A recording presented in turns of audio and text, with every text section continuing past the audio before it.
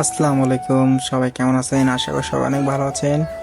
তো আমরা আসলাম নদীর ওই পার মুন্ডা। তো এটা হলো তালতলা জায়গাটার নাম।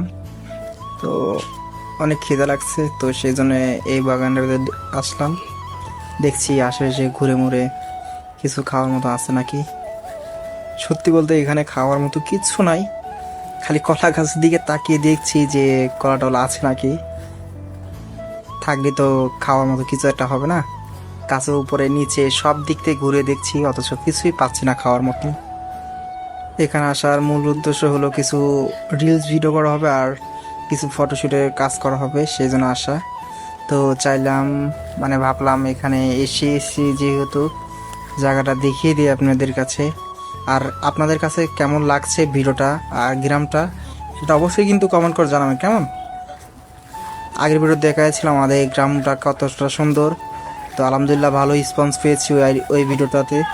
তো আশা করছি এই ভিডিওতেও ভালো রেসপন্স পাবো। আর জায়গাটা কতটা সুন্দর সেটাও একটু কমেন্ট করে জানাবেন কেমন।